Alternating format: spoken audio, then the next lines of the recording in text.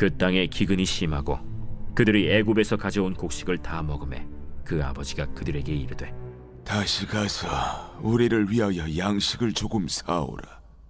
유다가 아버지에게 말하여 이르되 그 사람이 우리에게 엄히 경고하여 이르되 너희 아우가 너희와 함께 오지 아니하면 너희가 내 얼굴을 보지 못하리라 하였으니 아버지께서 우리 아우를 우리와 함께 보내시면 우리가 내려가서 아버지를 위하여 양식을 사려니와 아버지께서 만일 그를 보내지 아니하시면 우리는 내려가지 아니하리니 그 사람이 우리에게 말하기를 너희의 아우가 너희와 함께 오지 아니하면 너희가 내 얼굴을 보지 못하리라 하였음이니이다. 너희가 어찌하여 너희에게 또 다른 아우가 있다고 그 사람에게 말하여 나를 괴롭게 하였느냐? 그 사람이 우리와 우리의 친족에 대하여 자세히 질문하여 이르기를 너희 아버지가 아직 살아계시느냐 너희에게 아우가 있느냐 하기로 그 묻는 말에 따라 그에게 대답한 것이니 그가 너희의 아우를 데리고 내려오라 할 줄을 우리가 어찌 알았으리이까? 유다가 그의 아버지 이스라엘에게 이르되 저 아이를 나와 함께 보내시면 우리가 곧 가리니 그러면 우리와 아버지와 우리 어린 아이들이 다 살고 죽지 아니하리이다. 내가 그를 위하여 담보가 되오리니 아버지께서 내 손에서 그를 찾으소서. 내가 만일 그를 아버지께 데려다가 아버지 앞에 두지 아니하면 내가 영원히 죄를 지리이다. 우리가 지체하지 아니하였더라면 벌써 2번 갔다 왔으리이다. 그러할진대 이렇게 하라. 너희는 이 땅의 아름다운 소산을 그릇에 담아가지고 내려가서 그 사람에게 예물로 드릴지니 곧 유향 조금과 꿀 조금과 향품과 모략과 유향나무 열매와 감복숭아이니라. 너희 손에 갑절의 돈을 가지고 너희 자루 아귀에 도로 넣어져 있던 그 돈을 다시 가지고 가라. 혹 잘못이 있었을까 두렵도다. 내 아우도 데리고 떠나 다시 그 사람에게로 가라. 전능하신 하나님께서 그 사람 앞에서 너희에게 은혜를 베푸사 그 사람으로 너희 다른 형제와 베냐민을 돌려보내게 하시기를 원하노라. 내가 자식을 잃게 되면 이르리로다. 할렐루야. 행복한 아침 묵상으로 인사드립니다.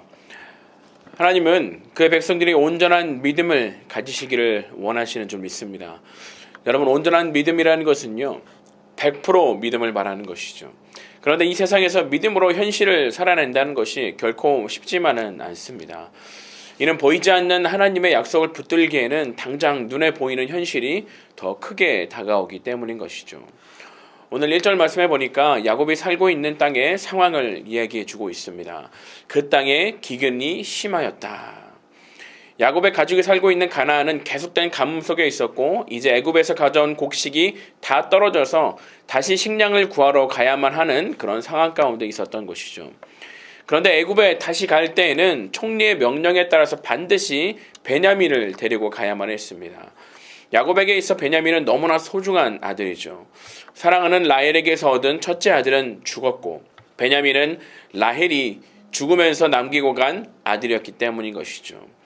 양식을 구해야만 하는 절박한 상황과 베냐민을 보내라는 총리의 요구 앞에서 야곱은 이러지도 못하고 저러지도 못하는 상황 가운데 놓여집니다. 야곱의 이러한 고민의 모습은 6절 가운데 왜 너희들에게 아우가 있음을 말했느냐라고 책망하는 모습 속에서도 발견되어지죠. 그러한 절박한 위기 상황 가운데서 우리가 기억해야 될 것이 있습니다. 그것은 우리 하나님은 이 모든 상황을 넘어서 놀라운 것들을 우리에게 준비해 주신다는 것이죠. 우리는 항상 지나고 나서야 하나님의 은혜를 발견하게 되고 뒤늦게 감사하는 경우가 많습니다. 여러분, 우리가 한번 지금까지 살아왔던 인생의 순간들을 기억해 보시기 바랍니다. 수많은 위기가 있었고 어쩌면 지금보다 더 최악의 순간들도 있었습니다. 그러한 위기의 순간들을 우리는 어떻게 헤치고 살아왔습니까? 우리의 능력과 지혜가 뛰어나기 때문이었을까요? 아니요. 모든 것이 하나님의 은혜 가운데 지나왔던 것이죠. 야곱의 삶도 수많은 우여곡절을 겪으며 여기까지 왔고 그는 이스라엘이라는 새로운 이름도 하나님께 받았습니다. 새 이름을 받았다고 모든 것이 형통한 삶이 되는 것이 아니라 이처럼 또다시 고난을 만나게 되기도 하는 것이죠. 그러나 분명한 것은 위기를 헤치고 살아온 믿음의 경험들이 결코 아무런 의미를 지니지 못하는 것이 아니다라는 것입니다. 위기와 시련은 우리를 훈련하고 더 나은 사람으로 우리를 빚어가는 것이죠. 본문 속에서 그렇게 빚어진 한 사람을 또 우리는 만나게 됩니다. 8절 말씀에 보면 유다가 그의 아버지 이스라엘에게 이르되 저 아이를 나와 함께 보내시면 우리가 곧 가리니 그러면 우리 아버지와 우리 어린 아이들이 다 살고 죽지 아니하리이다. 내가 그를 위하여 담보가 되오리니 아버지께서 내 손에서 그를 찾으소서. 내가 만일 아버지께 그를 데려다가 아버지 앞에 두지 아니하면 내가 영원히 죄를 지리이다. 누가 나서게 됩니까? 유다가 나오게 됩니다. 그는 베냐민의 안전을 책임지고 아버지에게 데려올 것이며 만약 그러지 못하면 평생 죗값을 달게 받겠다고 약속하며 자신을 희생하고자 하고 있습니다. 여러분, 유다가 원래 이렇게 희생적인 사람이었을까요? 유다는요, 요셉을 애굽에 팔아버렸던 장본인이었고 몰래 창녀와 잠자리를 가지기도 하였던 사람이었습니다. 그러나 유다가 다말 사건을 겪으면서 자신의 잘못을 인정하고 뉘우치는 사람이기도 하였던 것이죠. 그리고 다시 등장하고 있는 유다는요, 가족의 양식 문제를 해결하고 베냐민의 안전을 위해 자신의 남은 인생을 거는 그런 사람으로 나오고 있습니다. 여러분, 사람은 쉽게 변하지 않습니다. 이런 말 들어보시지 않으셨습니까? 담배 끊는 사람하고는 상종하지 말라. 그만큼 독한 사람이라는 것이죠. 그러나 독하지 않아도 담배 정도는 쉽게 끊을 수가 있습니다. 어떻게요? 하나님을 만나면 됩니다. 저는 그렇게 담배를 끊은 사람을 여럿 보았습니다. 사람은 쉽게 변하지 않지만 하나님을 만나게 되면 변화됩니다. 하나님은 유다를 성숙케 하시고 변화시키십니다. 유다는 더 이상 이기적인 모습이 아니라 가족을 위해 자신을 희생할 줄 아는 사람이 되어 있다라는 것이죠. 하나님을 만나고 그 안에 살아가는 사람은 하나님의 성품을 닮아가게 되는 줄 믿습니다.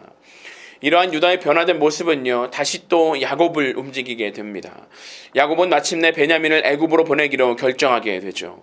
그러나 단순히 남은 가족을 살리기 위한 그 체념이라기보다는 하나님을 신뢰하는 믿음으로 보내게 되는 것을 보게 됩니다.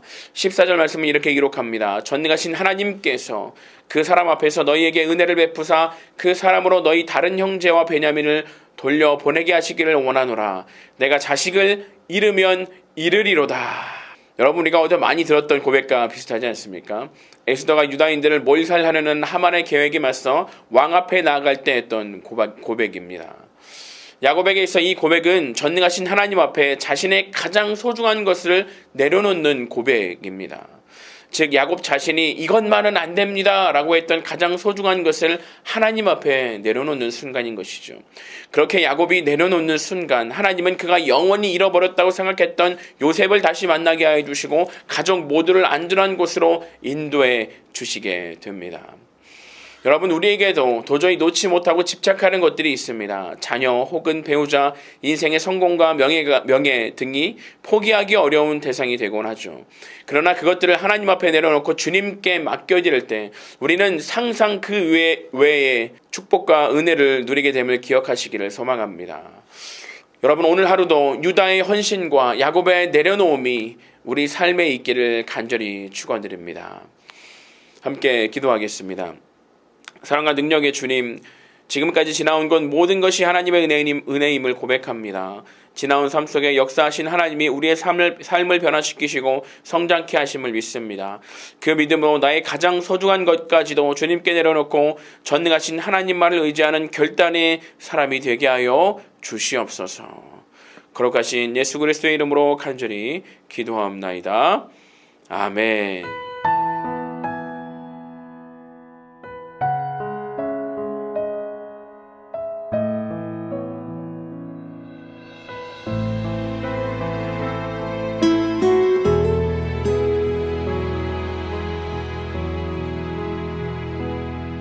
내가 도적처럼 왔을 때 너는 자신할 수 있느냐.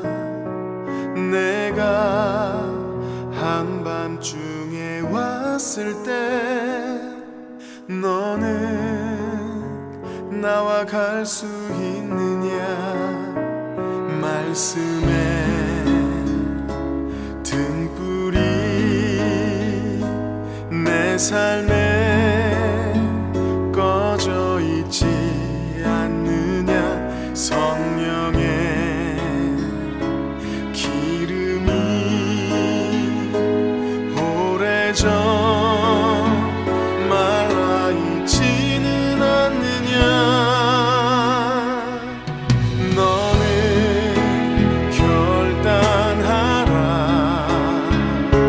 주저하거나 머뭇거릴 시간은 없다 너는 그 자리에서 다시 거듭나야 한다 너는 결단하라 세상 소리를 닫고 말씀에 불을 켜야 한다 불을 가진 자만이 그날에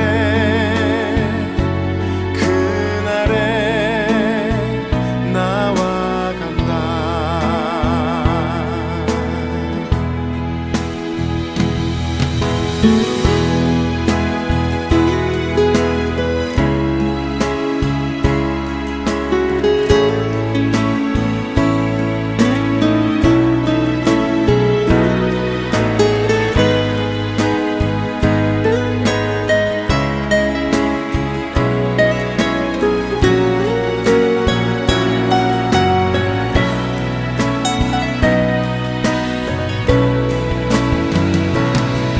너는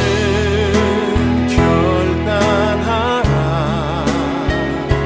주저하거나 머뭇거릴 시간은 없다 너는 그 자리에서 다시 거듭나야 한다 너는 결단하라 세상 소리를 닫고 말씀에 불을 켜야 한다 불을 가진 자만이 그날에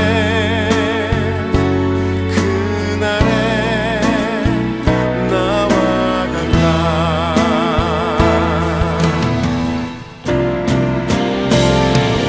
너는 결단하라 주저하거나 머뭇거릴 시간은 없다 너는 그 자리에서 다시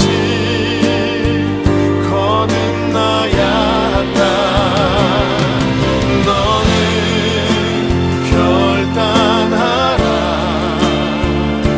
세상 소리를 닫고 말씀에 불을 켜야 한다 불을 가진 자만이 그날에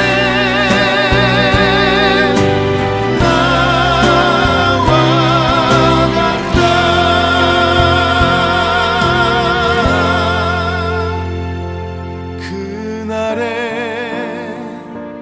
그날에